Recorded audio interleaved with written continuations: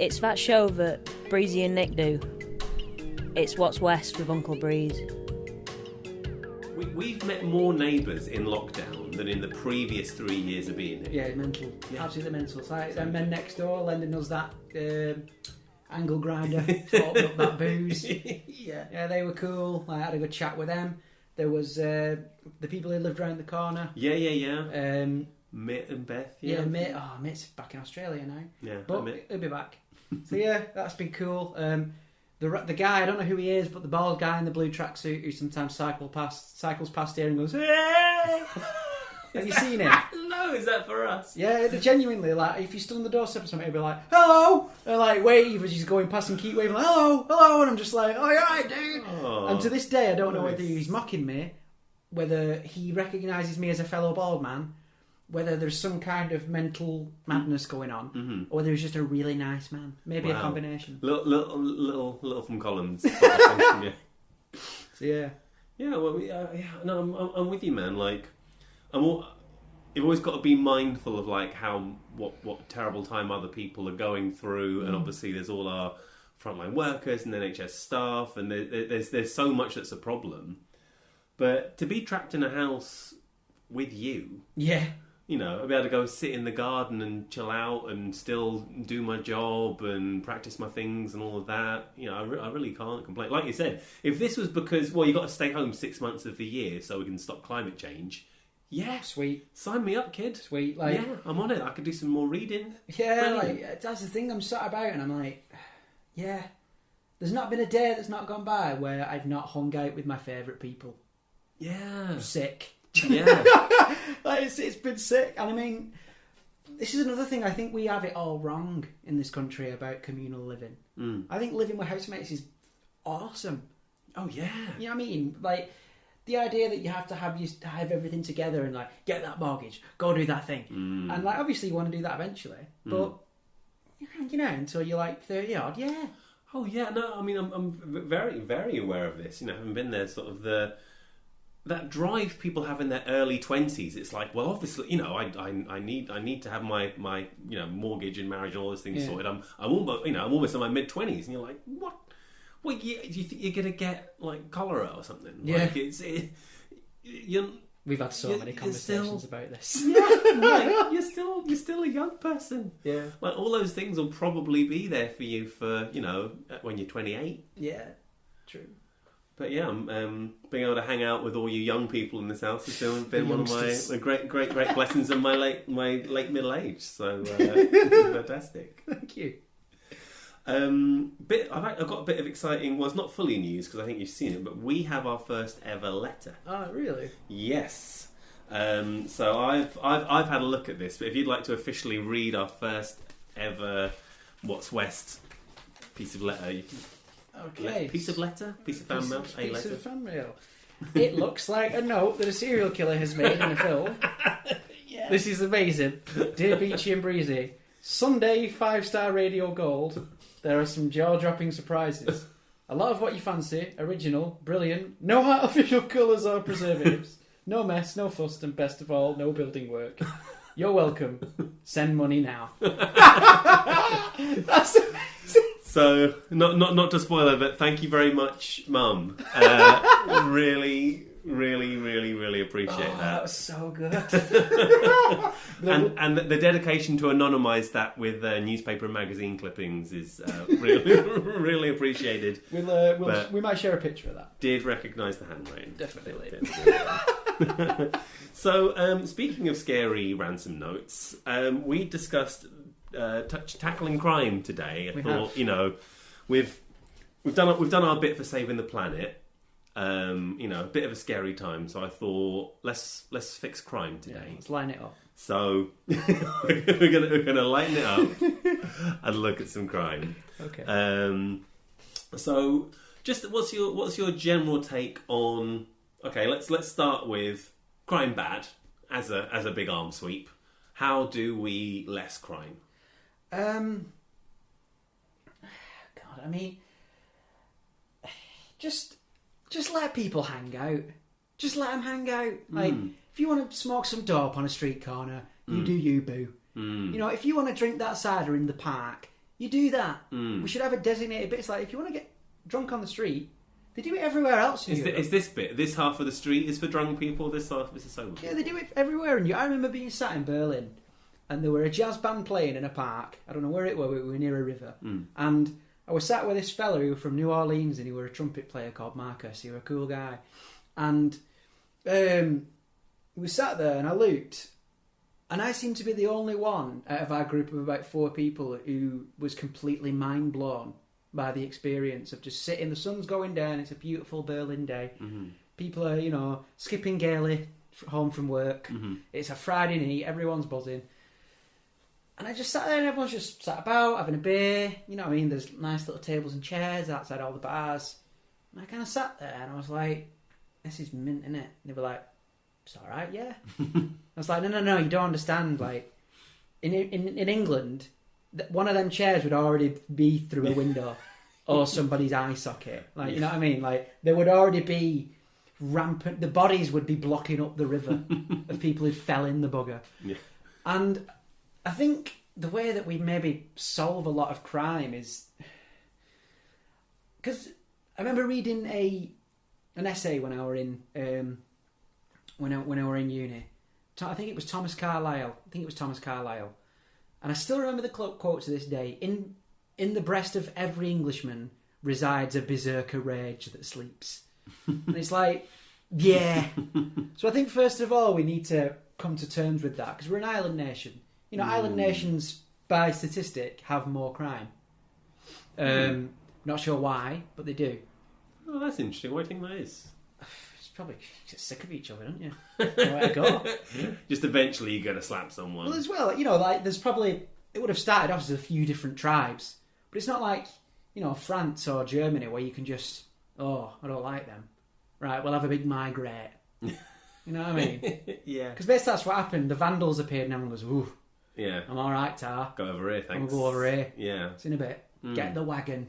You know what I mean? Whereas here, it's cold, it's dark, you can't grow a lot of veg that's good. Can't grow tomato. Oh, yeah. Turnips, though. Yeah, great. But Funny boots. Swede, it's all right. Don't put it in mash. Yeah. Maybe that's part of some reason for some of the crime. But yeah, I think just mainly sort of just get British people to actually be able to handle the drink. We work more than any nation on earth. In Western Europe, in terms of hours worked. Right. Like, we have less holidays. We have shortest lunch breaks. Our pubs are open the latest. It's like, because in Britain, I think we use booze less as a social lubricant and more as a awful life blackout device. It's sort of it's a classic kind of depressant, as like, oh, I can't wait to not feel these feelings and have these thoughts anymore. Yeah. Glug glug. Yeah. And you just think, can you imagine if pubs, all they served was different kinds of MDMA? Do you know what I mean? Like, say...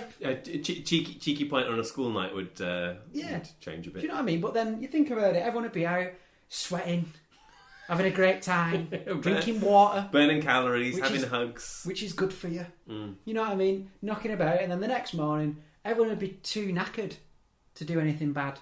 Oh. And I just think that the main thing being is that because booze is so central to our society, to our identity, as British people, there's a reason that every single political leader in the past couple of weeks has had a photo op with a pint, because pubs are open. Like, pubs are open in Europe, it's like, the pubs are back open. Whereas we were like, but how's my creperie doing? That's what I'm after it's today. just like, but where can I get a latte? Whereas like in Britain, we're like, the pubs are open. This is not a drill. And like, even though the pubs, no music on, you have to be socially distanced. Yeah, a socially distanced pub. It's like, well, you're allowed to just have booze at home. Like, if you're not getting to be social, you know what I mean? That's like. Let's try and have an oral only orgy. It's not going to work. You know what I mean? Not going to work. Like, it's a clusterfuck. It's not going to work. Yeah. And this is what amazes me. I think that the problem that we have in Britain is that we do love destruction. I don't care what anyone says. We love it. We relish in it. We love it. Like, there's a reason that this was like the capital of football violence for ages, because we love it. And there's a little bit of, especially working class folk such as myself, that take a weird kind of masochistic pride in coming from a shithole. You know, and they're like, it's shit round here, but it's my round here. Well, you know what I mean? There's something in owning it, Yeah. isn't there? And I think that's another thing. It's the class thing, because we're all so obsessed because no one wants to be middle class for some unknown reason. You know what I mean? Like, because it's what I don't get is that if we could just take class out of it, I know that's very difficult to do, but it seems to me that everyone is obsessed with like having a bit of grit in their background. Well, it validates your story, right? If your story is, you know, I got, you know, all the things that a person would reasonably expect to have, and I got some support, and I worked reasonably hard. Well, you know, that doesn't sound as good as like, it was rough, and we were poor, and it was like this, and I had to claw my way. It just it romanticizes. It gives you a lot more validation, and then you can be like, well, I'm not doing very well, but look where I come from now. It doesn't look like I do well. Yeah, that's the thing. Like, a lot of it is binding together frustration. We're a very frustrated country. We all are. If it's Terry down the local who is the guy who sells you discount ciggies because he's got them from Alicante and duty free, you know what I mean? Or whether it's some 60-year-old man who can't work his smartphone, or 70-year-old man, because most of the 60-year-olds are probably pretty with it, but like 70-year-old man who can't work his smartphone and doesn't understand why his call centre is in India. You know what I mean? And we've just got frustration seeping out everywhere, or whether it's the young person who is struggling to get a job or has to work in hospitality when they don't want to, because everyone's drunk and rude. And then you see how it starts spreading outwards. Like, I think it starts off with maybe not. I'm not saying prohibition, because we've seen how that goes down. Yeah. Maybe just let's have a national chat about, is this what we want? I guess there's something there maybe, because we seem to be in this time where we're having these very difficult, very important conversations that until now there simply wasn't the sufficient will, motivation, or kind of, you know, a national openness to dealing with these things. But now, you know, what we've seen with Me Too, and obviously with Black Lives Matter, we're seeing kind of on a, you know, national organisations and large groups in the public at large actually willing to engage in that conversation. So I don't want to go pie in the sky, but maybe someday in our lifetimes, the UK or England will be able to look at themselves and think about our, you know, serious drinking problem. Yeah. Don't allow men invests in pubs. Let's start there. Go away. Because it's always the same guy. White vest, skinhead, red as a beetroot. Yeah. You spilled my pint! Well, there's 40 people in here. to brush against you is almost inevitable, good sir. Are you being smart? No, sir. I'm simply being real. Outside now! Takes the vest off. Why? It's a vest. They always take the clothes off, like, as though to not rip their clothes. It's like, yeah, but you're going to rip your face. Yeah. Well, probably not yours, probably mine. But I'm talking like you're going to, inevitably, even if all you're doing is pummeling my head into the pavement, you're going to hurt your hand. I'd worry about your hand. It's a question of priorities, though, isn't it? Yeah, just... You know, if someone's about to beat me up, I would be thinking, or, you know, trying to engage me in a fight, I would definitely be thinking about getting hurt. Yeah. But I think if you're, you know, more of a fight starter, you've done your maths there, and you're like, whatever. This is what I mean. It's just, you know, people going in, saving up the wages, and then blowing it on a 70 quid of pound bottle of Grey Goose. It's like, you're not P. Diddy. You know what I mean? You could have spent that on something actually important or useful or just cool. You know what I mean? Some new trainers. Yeah. Get some trainers. Yeah. Fuck the Grey Goose off. Rubbish. Rubbish. Well, I think if that's just someone's favourite thing, and they're like, I work really hard, and then I don't have a lot left, but I buy a bottle of really nice wine because it really makes me happy. Then like, fair enough, that's the model we've got. But there is obviously such a this P Diddy effect of people want to be like, look, I've got champagne and vodka, and I'm spending £400 on a night out, so like, I'm valid. I'm doing the right things now, and most of the time when you see that, you're like, this isn't making you happy. You just have a weird kind of internalized compulsion to do this from just the fact it's been blasted into your brain every day, all of your life. Exactly. Like, I don't think I've stepped into a nightclub since I was about 19. I was done with them. They're awful. If you're buying a table at a nightclub, and as I've said many times, go fuck yourself. Like, just what are you doing? You're paying extra money to sit somewhere that people are just in. That's like paying for a table at a pub. It's mental. I mean, obviously, lockdown not included. Yeah. But I'm talking like, you see groups of I remember groups of people, like groups of lads like sat at the back of like Tiger. And it's just like, oh, well, this is the VIP section. How much does it cost to get in there? £100. VIP section.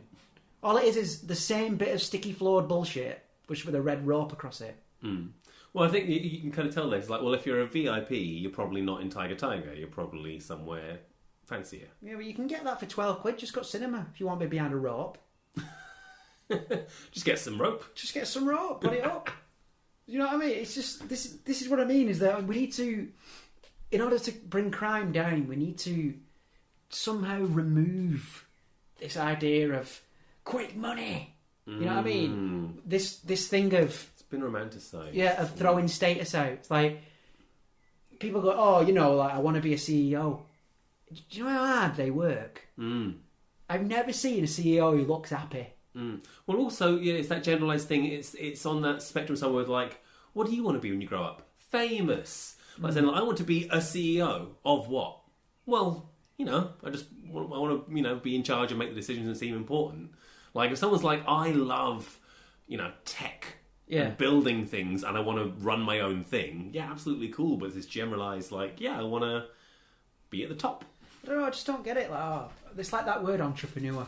Does me head in. I like that we just use businessman over here.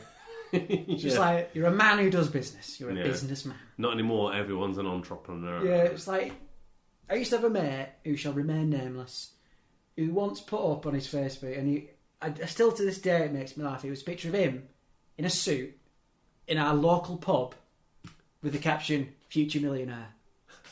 It's one of the funniest things I've ever seen. One of the funniest things I've ever seen, because I just thought, like, you're at the bar in the Union. Yeah, like, could you not have gotten a shot somewhere that looks more future millionaire? But I just think, like, millionaire, look at... What, all millionaires wear suits all the time. I'm alright then. I hate suits. I don't even want a suit at my wedding. Yeah. I hate it. But anyway, I'm getting sidetracked, aren't I? Well, and I think there's something here where it is actually, the problem is, there's the government response, right? There's all the prison system and the laws and all of that stuff. But then there's just, what are we like as a country, as people? Yeah. And it's very definitely a big factor of where you are and what that culture. And there are some things like every country has, thievery and murder, and it kind of happens. But like you're saying about how we have this kind of, there's this repression and restraint, but then it just kind of explodes out of people. Everyone's sort of, we've inherited this thing somehow where everyone's quite prim and proper to some degree and kind of like polite, and you get a few drinks in them and they are so loud and so rude and this violence erupting on the streets. And whereas I don't know what it's like in other places, but like from conversations I've had with people from like Germany or Brazil, where people just like are just direct to each other and just say what they actually think. I don't think that's a magic bullet or anything, but the amount of things that the average British person goes around, rattle around in their head that they wish they could have said to someone, that just then they really want to go and have a drink. Oh, we are the kings and queens of the email, of the strongly worded email. when you Even the carefully worded email, Yeah. where it's just like, as per my last email. yeah. You can, if you're paying attention, you can see what I'm not saying, which is how I actually did all this other stuff. But, Regards. yeah. I think that's Not even kind regards. Yeah, just regards. You feel the heat. best. Like that's the thing that I think needs extracting from the British psyche to get our crime rate down. Maybe by a series of public service adverts. You know, of just like, look, we know you're angry. I know you're angry. You know you're angry. Just go out into the garden now. You know, we clap for the NHS. We have a big old countrywide scream. Wow, that sounds interesting. That feels like being at Reading or something. Yeah, like just, I can't do it anymore. 5 minutes a week, I guarantee you, it will change your life. And that's very interesting. That sounds like a really basic primal scream therapy, right? I could definitely see if everyone's doing that. That's an interesting.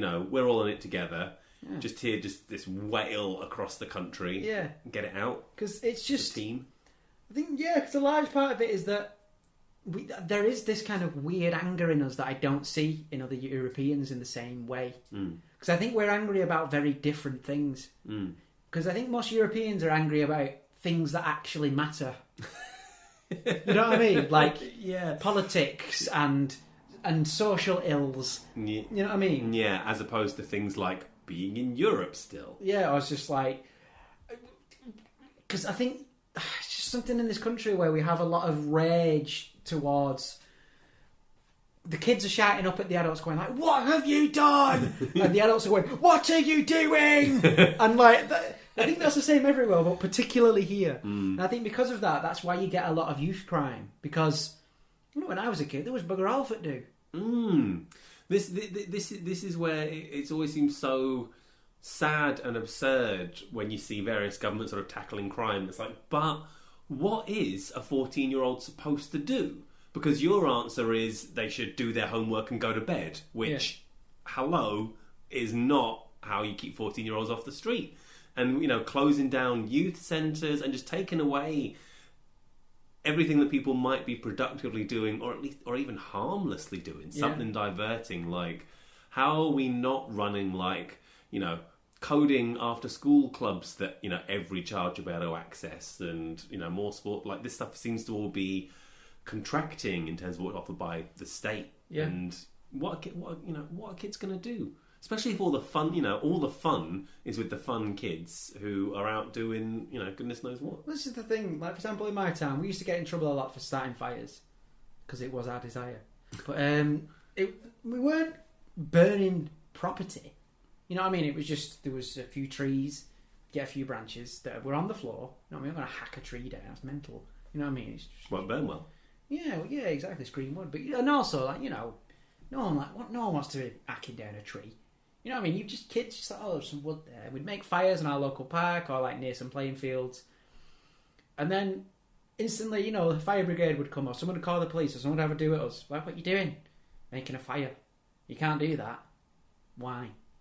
You just can't. But why? Do you know what I mean? Like, just... Because when I speak to a lot of kids who grew up in the countryside, making dens and fires and stuff, it was all part... And a lot of them are quite well-rounded individuals now. Because they had that... You were able to express that differently. And I think the further that you get into towards near the city as a kid, the more insane it makes you. Because there's so much less to do. And rules are enforced in a different way. Yeah. Like rules like that, it's not because lighting that one particular fire is dangerous. It's because if the rule is you're allowed to light a fire if you want, that's going to give you problems. Yeah. So they've got to crack down on you. Whereas if you're out in the middle of basically nowhere in the countryside and have that same fire, no one notices. Yeah, exactly.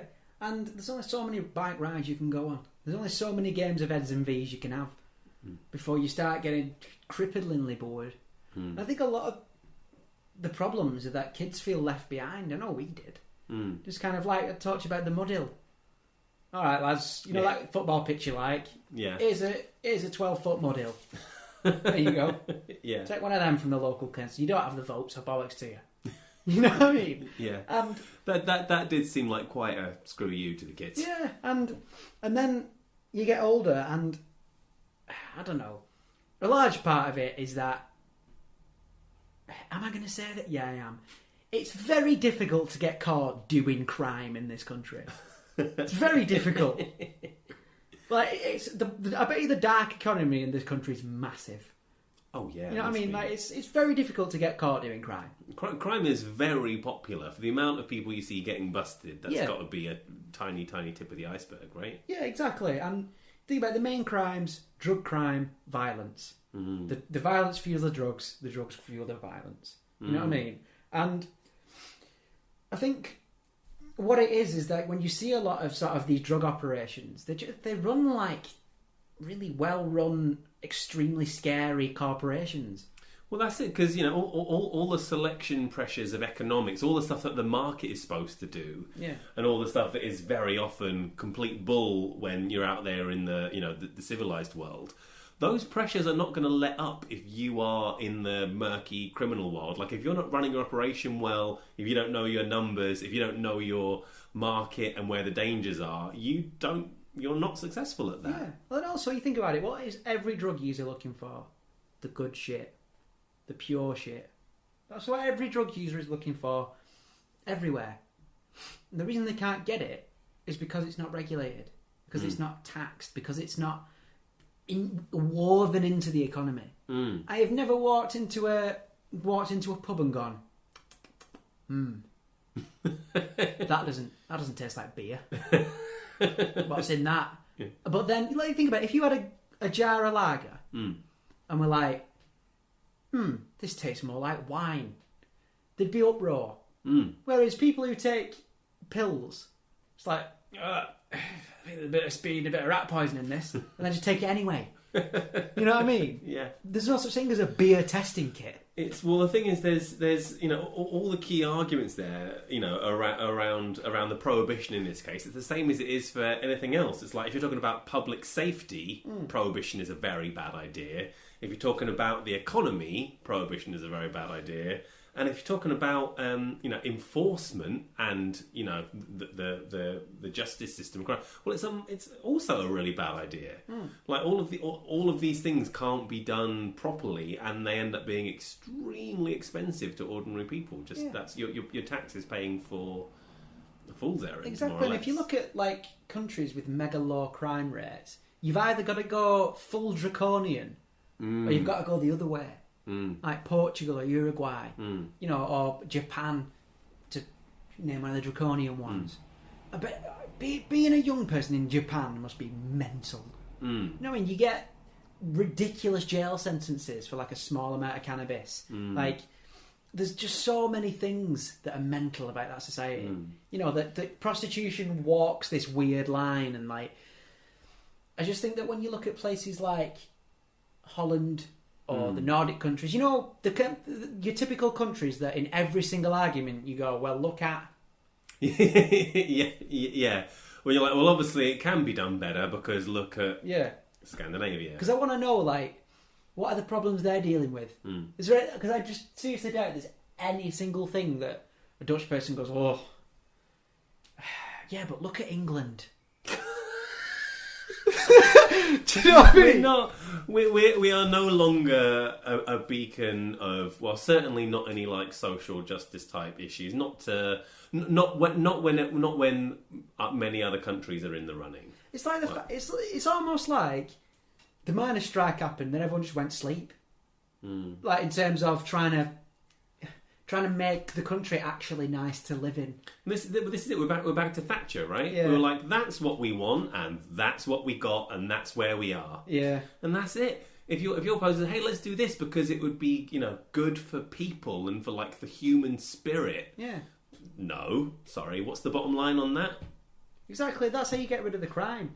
I mean, first of all, you get rid of some of these silly laws, ridiculous laws, like we're going to criminalise prostitution. Why? We've got a law against suicide.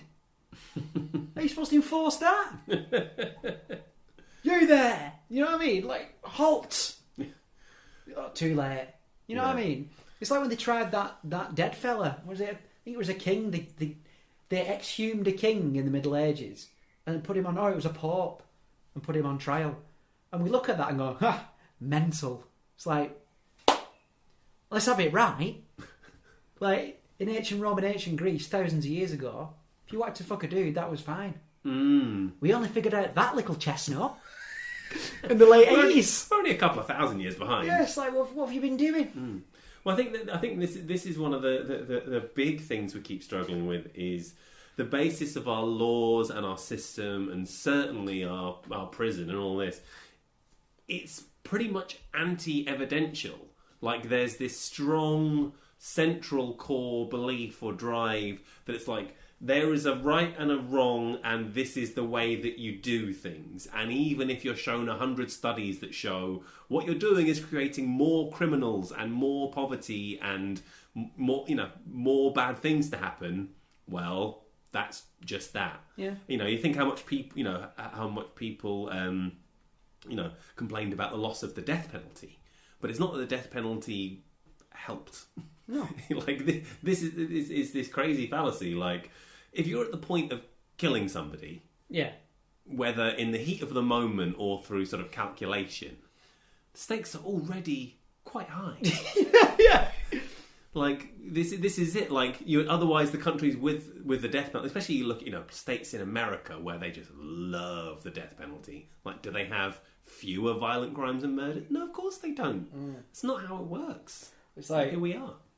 That's what's mad, is that it's like, don't do crime, because if we catch you, you're gonna die. Exactly. The message remains: don't get caught. Yeah, basically, yeah, don't get caught. And we never we give almost no thought most of the time to what is the pathway that we give to someone who is considering or has recently done something terrible. How do we bring them back to some version of being in society again and being okay? No, it doesn't matter. We just need to, if we get them, punish them really severely in a way that they'll never recover. They'll never be a fully functioning person again. Yeah, and as well, because we completely wreck these people's lives. Some guy who was I don't know, dealing drugs or got involved in a fight or whatever. It just strikes me as very strange that we go, you may never work again. Yeah. Like, it's just like, because as soon as they've done the time, I've known people who've got out of prison, and like, the actual rules surrounding being on remand and stuff are insane. Like, you would have to be at the same place every week, and like, it's basically like going to the job centre, you know what I mean? And obviously there's like outreach programs and stuff, and you can get education in prison and stuff like that, but it's the fact that the people that are accessing this stuff in prison are like nonces because they're not violent. You know what I mean? And like, they're chilled out and they're often older. You know what I mean? So the people who are actually accessing all the stuff that would rehabilitate these young men, and and in some cases women. Obviously, the crime stats massively slewed towards men. I think it's like 90% of our prison population is men. But anyway, and it's the fact that we don't attempt in any way to bring people back into society. It's just like, oh well, you stole that thing when you were 17. You've been judged and you are bad. Yeah. And so that's it. You'll be bad forever now. Yeah. If you ever had any thoughts of a straight career, well, pretty much forget it, because we're going to take that away. Yeah. And then when we catch you next time, we'll punish you some more. Well, this is the thing, and you listen to the stories of these people. They're never happy. It's never, well, after my dad had dropped me off at my house in his Aston Martin, and the cook had made me my tea, I decided to go out and kill that man. They're always just the most horrific, depressing, just heartbreaking stories behind most of these people. A friend of mine, whose name will remain unsaid, used to do a lot of drama stuff in doing drama therapy with prisoners. And the amount of catharsis that went on. It's like we seem to think of criminals as these evil kind of The other Fagin. But we all know a criminal. We all know at least one criminal. in the eyes of the law. Mm. Because that's the thing, innit? I think there's a massive disconnect between the concept of justice and the concept of law. Mm. And for me, it seems that punishment is still the main thing. Yeah. You know, and it just... Because I've been in a... Am I going to talk? Yeah. I've been in a situation where I was mugged at knife point and had to go to court, and those two lads went to jail. I didn't feel any sort of mega satisfaction from knowing that I've taken potentially a couple of years of these boys' life away. You know what I mean? Don't get me wrong, I was happy that they were no longer in the community. But I don't know, it just... This is the perfect metaphor. The guy with the knife never got caught. Oh, really? Oh, it was his mates? His two mates who were just there went to jail. The guy with the knife was never caught. Wow. Now, to me, even though they were there, and I applaud the way the police handled it, that's not justice. You know what I mean? That's not justice. Yeah. And I understand that the courts, it's actually quite difficult to get a conviction. Rightly so. Yeah. Because you should have a shitload of evidence before you take away another human being's life for a bit. You know what I mean? Confine them to a really grim institution. But I just don't think that... Because once you're institutionalised, you don't fear prison. I honestly think there's fewer people than we think fear prison. I think people who have spent a long time in it, it's just what it is, right? It's like, you know, I would be scared of going into the army. Yeah. There's a lot of things there that, you know, I don't particularly want to do. Yeah. Well, if I've been in it for a while, it's just just Tuesday. It's just Tuesday, isn't it? Yeah, well, exactly. And that's, I think, the point that we're not getting about crime in this country is that we don't have crime, we have injustice. If someone wants to take heroin, let them take it.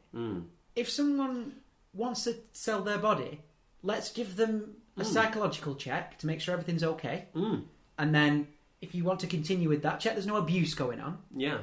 And then if they clear both of those, let's go. And that's it, right? And I think this is the thing where all of the evidence and all of the sane thinking, as far as I'm concerned, it all comes around, you know, harm reduction, you know, both to individuals and to anyone around and to broader society.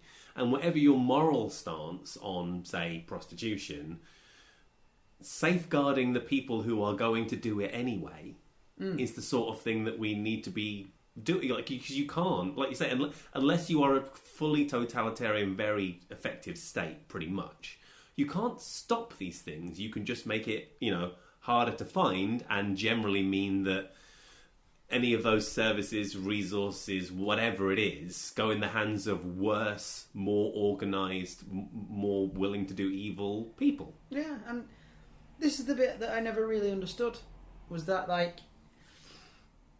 they're still people. It's like when you're a kid, like, drug dealers. It's like, we've all met a drug dealer. Most of them fairly affable humans. You know what I mean? Yeah, and there's a huge line now where actually, you know, we've seen, especially in America, where the people handing out all the, you know, the drugs that people want are, you know, have pharmaceutical qualification of some level or other, and you've got this sort of two tiers where you've got people in America handing out opioids to drug addicts in huge numbers, but, you know, the paperwork is signed. Yeah, exactly, and that's exactly the point I'm making, is that let's legitimise this stuff. Like, I think the only difference between local businessman and local drug dealer is a bit of legislation. Think about it. The main two ways out of poverty for young working class blokes in England: football, education. That's about it. You know what I mean? For young working class women, it's education, or I don't know what the other thing is, because I'm not a woman, so I don't know the aspirational thing there. I know that from my own experience, it's football or education is the main two. You know what I mean? And I don't want to speak for working class women because I don't consider myself qualified to do so. But the point I'm making is that the only difference between putting in man who sets up a legitimate business selling chemicals that people want to put inside their bodies and are free to do so is a label. It's the only thing that's different. You want to talk social harm? Okay, Mr. J.D. Weatherspoon. Yeah. Like, how many murders have come off the back of your products? If Mad Gaz has got a grow on, leave him alone. Leave him alone. He's not hurting anyone. He's just got some plants in his house, like you grow a tomato plant. I mean, no one's stopping anyone growing poppies, but it's like, oh, you can get heroin from them. If you want to grow a load of poppies in your front garden, no one's going to say anything. Mental. I used to try and do that when I was a kid. Say a kid, I was like 14. If I seen a poppy that was in bud, I'd try and, you got to cut it to get the opium out, but it never really worked. I'm not aware of the process. Yeah, neither am I really. Wink. But yeah, but I think this is the bit that confuses me about crime in this country, because let's be honest, some crime is funny. Like, some Streaking. Yeah, streaking is funny. Some vandalism is funny. It can be. Yeah. Done with a tasteful eye. Yeah, like streaking is hilarious. I don't care what anyone says. The fact that someone is quite willing to strip naked and run across a football pitch is amazing. It's again context, isn't it? Yeah. Because like that's funny. There are places where it would be immoral or in bad taste. Same as like there obviously are times when someone needs a punch in the face. Yeah. It doesn't stop it being a crime if they super deserve it, Yeah. and maybe it's the feedback they need. And that's the bit that annoys me, is that you got the law and you've got justice. All that man needed, all the vest man needed, was just a singular saint to come out of the crowd and just one bomb him. Just one. I think there's maybe I've been spending, I was going to say too much, but certainly a lot of time with you. So I was like, maybe the public shaming of everyone kind of getting. But I think that's it. You kind of need that backup as well, right? Like you can't solve these things just with a slap. Yeah. But if that happens, and then you've got 50 members of the community going, we don't like what you were trying to do. We collectively stand behind anyone who slaps you when you do that. And that's why, sense of the people. And that's why it rouses such a feeling when we see it in media. Like that bit in The Inbetweeners, where that Donovan, the hard guy, has got Will up against the wall. He's starting to have a go at him, and everyone's like, what are you doing? He's putting a good party. Leave him alone. Everyone at that moment has a little rush of that feeling in your chest, where you're like, yeah. That community feedback, that coming together, that united voice. When you see someone who's fell over it, and then everyone comes around for help with the shopping. Or when you see a kid who's dropped an ice cream and then someone buys him a new one. Or when you see someone who's being racist on a buzz and the whole buzz is like, what are you doing? You're not doing that. That's horrible what you're doing. I think that's the cheat code to British people. I think we're very susceptible to shame. I think that's the cheat code. Because we shame each other constantly. You know what I mean? We're masters of shame. Yeah. I think you did right, and I think so. What always comes to mind, I think my association is all the horrible magazines and their like circle of shame, and just trying to like remotely just let you enjoy a little dose of shaming someone else at a distance, and kind of ignore the fact of how it's making them feel for doing something that is not anyone's business miles away. And that's kind of the association I have. But you're exactly right. That everyone turning round on someone who said something they shouldn't, something racist, whatever. That feeling of just immediately, we're all on the same side with this. That's when I feel proud of my community and my country. And that's, when we can all speak with that sort of moral voice together. Exactly. That makes you feel connected to people and part of something. You might not know any of these people or what else they believe or any of that. But when you all go, no, we don't agree with that. And that's what we need. We need a sense of community action back. In my hometown, there was a post on a forum. It was, what does Tyldesley need? And it was like being fed back to local councillors. Some of the answers were funny, but also tragic. Because a good 8 out of 10 responses was more pie shops. And I just thought to myself, yes, that is how we solve this. Do you know what I mean? That is how we solve, year after year, getting less and less council funding. We more pie shop for the people. It's like, what about if we had one of them places that had nice meats and stuff? Brilliant. Local butchers, all for that. You know what I mean? Local businesses, but do we need another pie shop? All right, so maybe let's pivot a little bit. Jacob Rees, what are your favourite crimes? I think definitely piracy is up there. Mm-hmm. Which kind, like the Old school piracy. Avast ye! Yeah. Hand over your iPod. You know what I mean?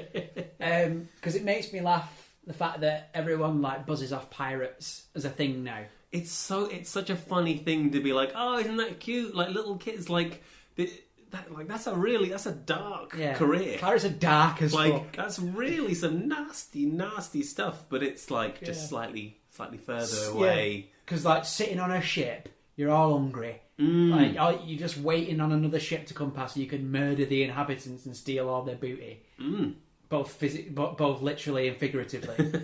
And then, where does it come from? They just bury it on an island. Like, what? I think that's just one thing. I think a lot of it comes from Treasure Island. Like, I think this is one thing. Like, that's the thing. Like, the parrot, the peg leg, the eye patch, the treasure, the map. Like, I think all these things come from like one old-timey source. Yeah. Then that was, became popular in Victorian times. And then that's everything that you get forever after that. Like, basically, it's just your regular old, somewhat thuggish sailor up to professional killer, man.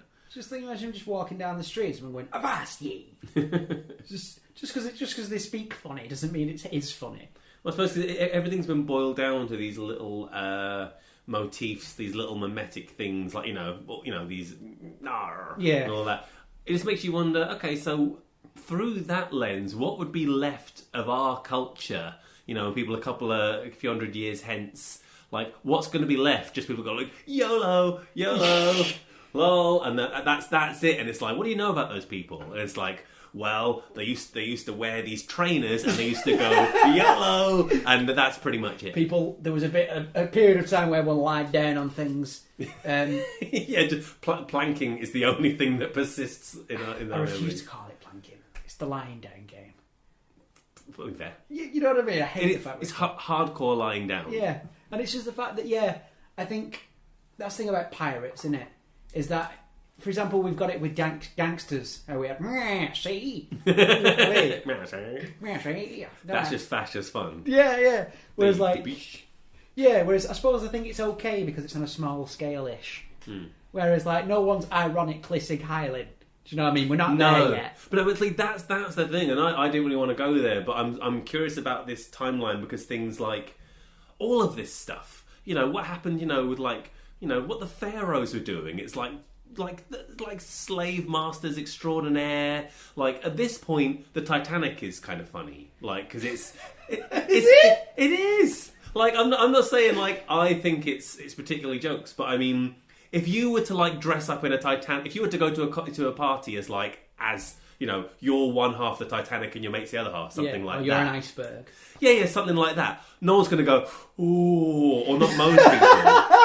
But you can't, you come dressed as Tower 2, like, whoa! Yeah. But, like, it just is, there's a matter of time factor there. Yeah, true. Like, dressing up as a Somali pirate and coming to a party, be like, there's a bunch of levels on which that's not cool. But old-timey murderers who would jump on your ship and kill you, like, that's fine. Yeah, let's get the 4-year-old dressed up. He loves it. What? Well, that's it. I think, that's why piracy's up there, because it's such a weird thing. You've got, like, Somali pirates versus music pirates. Yeah, you know what I mean? That's an amusingly kind of over romanticised and aggrandised, like, Thieving Offspring albums over Napster. It's like, I'm a pirate. Avast. Arr. Pass me your albums. Other crimes that I like, I quite like the fact that it's a crime to commit suicide. I think we mentioned that before. Just because I wonder if that ever has actually stopped anyone. It's like, it's against the law. Oh no! But I'm so sad. I'll get in trouble. I don't want to get in trouble. Yeah, let's have a see. Is there any other crimes that I really like? The fact that if a kid is under the age of, I think it's 16, and they don't wear a seatbelt, it's the parents' fault and a crime. That's really funny. Because all the kid's got to do to fuck with its parents is just press a button. And they're driving, so there's nothing they can do. It's like, get your seatbelt on, get your seatbelt on.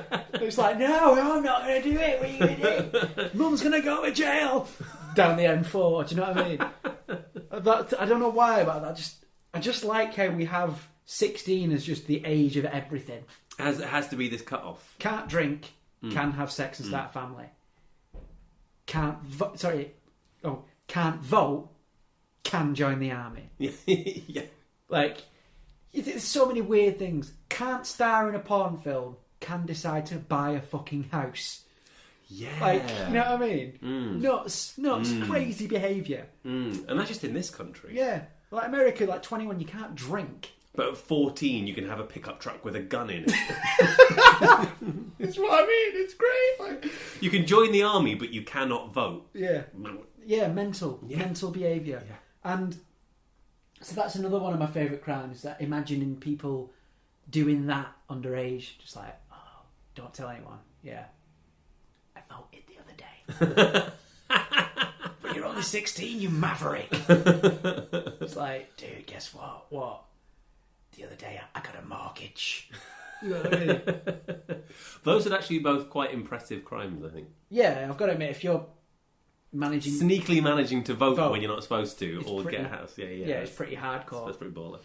So yeah, I think that's another one. Is there anything else that I find particularly funny as a crime? Planning permission crimes. I just find quite funny. So someone's got an extra half a foot on that Yeah, conservatory. It's like, Dun, dun, dun. I know a person who was not named once put up a conservatory. Just did it. And it makes me laugh thinking that you know that someone is going to have to tell the council in order for them to get caught. Because how is the councilman going to know? Yeah. Like the councilman is walking around going, that conservatory wasn't there since the last census. Yeah. Yeah. That does make me laugh, the idea of like, well, I've got the conservatory now, well, you can't have it. What are you going to do though? Yeah. You have to take it down. Can I get planning permission for it? Probably, yeah. You know what I mean? Yeah. I like the idea of that, of just building something, because I think that's what separates, I think, like, sort of countries quite a lot. You know what I mean? Like, I remember going to Cambodia and there was just like someone had just built just a thing there, and that's just fine. You know what I mean? Like, imagine if Britain had shanty towns like in Rio de Janeiro. Well, I guess this is it, right? Like, because there's many things that become more and more alien as you get more and more comfortable and catered for. So, like, you in a country like this, you had to just like start building something somewhere. It's like, no, we've not been worried about dying tomorrow for so long that we've got quite a lot of rules about this kind of thing now. Yeah. Whereas if everything's just a bit fast and loose and people are, sort of living in a more day-to-day kind of a way, I mean, of course you're going to throw something up. Like, if you Exactly. chance. And then I think that ties into my final favourite crime, which is something I learned from a housemate of mine at uni. The largest crime, like the most committed crime in his town was illegal burning and cutting of hedges. Which is amazing. You mean people like cutting their own hedges and then burning a bit, or do you mean people going and setting fire to... Just like cutting other people's hedges and they're Right. not supposed to. Right. Trimming them and then being like, I'm calling the police. Which is fantastic. I didn't want that trim. Yeah. I like it bushy. I think that's the thing, and like, it just makes me laugh how I feel like you probably get a fine. Fines are funny. I find fines funny. Right? Give us 60 quid and everything's okay. It's not a crime. Yeah. It's been fun watching you boys do that running around sort of like Skyrim, and it's sort of like, hey, stop, murderer! Oh, well, that'll cost you so many gold coins. All right, cool. Right. On your way. Ta-ta. Exactly. I also like it because it's like, it's fine. It's not fine. Yeah. That's mad, isn't it? It's like, have you got £3,000? Yeah. Don't worry. That's exactly it. It's same with like, that's it, you have to go into the jail. Okay, well, I have some money. Oh, okay, well, why don't you come out? Fantastic. Yeah, I'd say that's probably up there. Just crimes in general, what don't make any sense. Yeah, I think that. Yeah, I like that one. So, what do you think maybe should be a crime that is not a crime? Ooh. I know a lot of things that you think should result in public shaming, Well, actual but crime. actual crime, going to court, the whole bit. Alright, going to court, the whole bit. To be brutally honest with you, I do think it should be a crime to have a kid in one of them, like the seats in trolleys. I think they should be. Oh, you like in a little shopping trolley and yeah. Because one of my earliest memories of how much they wreck your legs. They're awful things. They should be outlawed. It should They're be a not crime. very comfortable. Metal, square. No child's arse is square. Square holes for the legs. And you just sit there in pain. Every kid I've ever seen sat in one of them is crying. You know why? Because they hurt. Get rid of them. Outlaw them. Any parent caught doing it. That's an interesting one, because I think if you have, if these things already have been banned and you're not allowed them in supermarkets, but you have managed to avail yourself of one so you can force your kid to sit in it, then yeah, I think probably that probably is time for the law to intervene. Well, that, and I think it should be. There's loads of things that should be illegal. It should be illegal to have one of them exhausts that's really loud. Oh my god, how is that a thing? Have you heard them guys on Irish Day every night? Oh my god. Every night of the week, I'm like, have you not got bored of this yet? Like, just stop it. Yeah, I mean, usually there's a lot of laws around, noise and what you can do and all of that, but you can modify your car so that it is so noisy that you can't speak to somebody sat next to you when someone drives past your house. Yeah. What up with that? That's mad, isn't it? And it's so cumbersome. Imagine, what time is it? 1 a.m. Shops are still open. Nip and get us a bottle of wine. Okay. Down the street. Like, what the... No, that's not okay, man. You know what I mean? Like, no. Yeah, that's something that should be outlawed. Those parts should be outlawed. There should be an inspector in every garage. If you're caught doing it, do not pass go. Do not collect £100. Go straight to jail. There's a few bits like that where there's a part of me that's like, come on, surveillance state. How are you missing this? Like, when I see some really dangerous driving, I'm like, well, if everyone's being watched all the time, how come these people keep getting to people's lives at risk? This is what I don't understand, is that the only people talking about, like, the privacy, always people who just like, you've got nothing to worry about. Like, you're just mental. The government doesn't care that you Google Illuminati, but you spelt it wrong, so it's Illuminate. Do you know what I mean? No one cares. Yeah. Like, this whole surveillance thing is, I don't care if they look at my phone. Let them look at my phone. Bring it on. You know what I mean? I don't care if they know what weird shit I'm looking up. Like, what are they going to do to me? It's not like they can just boot the door of your house open. It took them years for... Find your search history. It took them years to extradite Abu Hamza. You're fine. You know what I mean? Like, remember how long it took to extradite that man? It's like preaching actual violence on the streets. Fine. Like, you'll be all right, Gary from Hounslow, who thinks that coronavirus isn't real. Yeah. I mean, that should be a crime too, in fairness. Just spreading that kind of shit. Well, you get into your whole thought police problem there, don't you? You get into some sort of sticky... I'd say that's a public health issue. Oh, yeah. Well, it's the same thing as there's a lot of things that people can say that are actually very damaging. All the anti-vax stuff, like, it's garbage. Yeah. Like, but I think this gets to a really deep problem in our culture where you can't change things with evidence because people don't want the evidence, even if the result of the thing is actually really dangerous. That's what I don't understand. It's like the same people who are about anti-vaccines. Like, I'm not having that you've never had a paracetamol and an hangover. Not having it. Like, that's mental. Mental. So yeah, I think I'd be here all day talking about things I want to be made illegal. Yeah. All right. Let's quickly switch it up a little. What are your prison tactics? Because I think we've established there are things that are illegal that shouldn't be, and vice versa. If it ever goes wrong for Jakey Breeze, what you're doing is it's day one. You've got there. You've got they've got the rest of your year, let's say, to make sure you read. What's the plan? Who are you talking to? What you're doing? How you're making it work? Is it UK prison? Yes. Because my UK prison and my US prison tactics are very different. What's the more entertaining one? Probably the US. Because I think UK, there's less kind of like, we are separated into race gangs. Yeah, I think the race culture, from what I understand of American prisons, is it's a lot. I think I'd rather not be around that.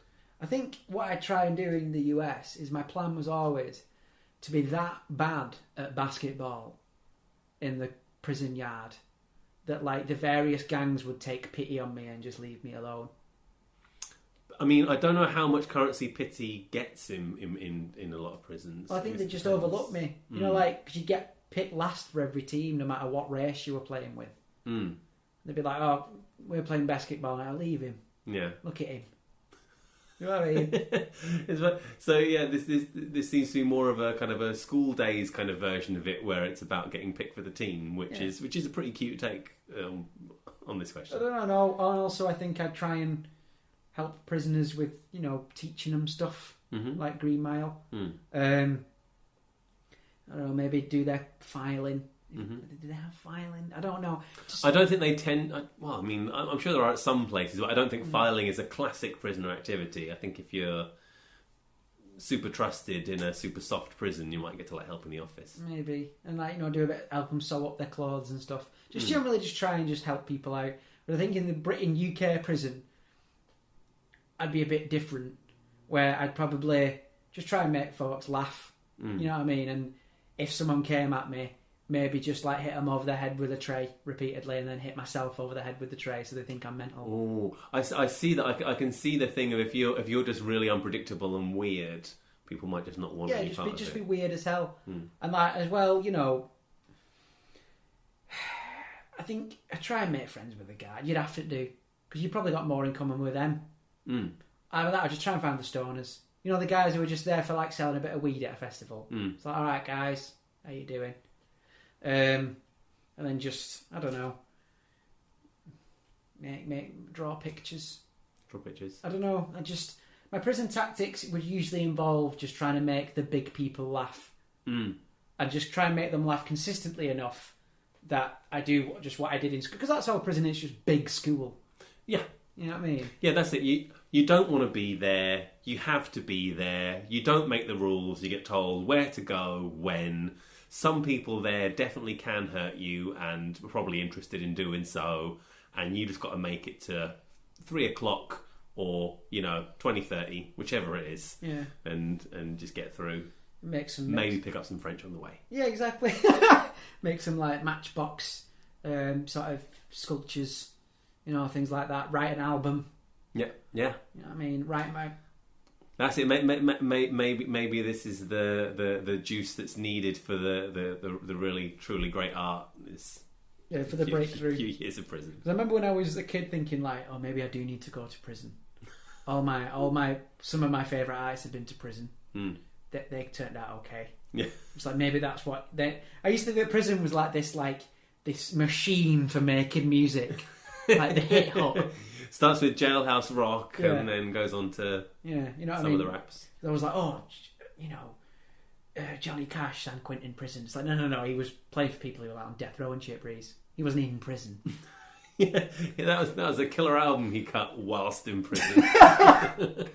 Yeah, that's when they had honed my skills. Yeah, in prison. Nice. Might as well get to level up a little bit while you're doing.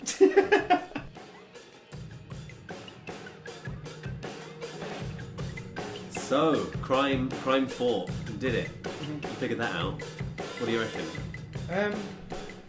I think give me a pop at being Justice Secretary once again. Come on, guys. What else has he got to do? Yeah, the Prime Minister must be listening by now. Yeah. The amount of solid gold ideas. We know it, Boj.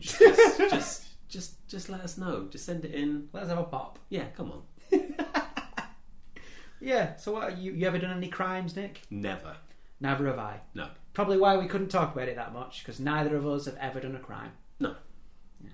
And obviously you out there also have never done a crime either. Yes. By listening to this, we definitely assume that you are on Team Goodies legal all the way. All the way. Putting your litter in bins, paying your television licence. Yeah. Please do actually do. Yeah. Please don't litter. Yeah. Don't litter. Pay your television licence. Use crossings when you're crossing the road. Don't just step out in front of cars. I don't know if that's a crime here. It's not a crime here, is it? Pedestrian right of way. So, There you go. Yeah. See, take So that. yeah, go for it, guys. But do be safe. Yeah. Please be safe. Yeah, safe it up. And as always, thank you very much to the Old Abbey Tap House. Thank you, To. Now taking bookings. Now taking bookings. Please get your asses down there, but not in large numbers. Yeah. Support keep your distance. Support your mates' businesses, as always. Thank you to our NHS staff and our frontline workers. And thank you all to you for listening. And guys, stay safe, folks. Thank you. All right. Yeah, lots of love, guys. We'll catch you next time. All right. All right. See you later, y'all. Bye.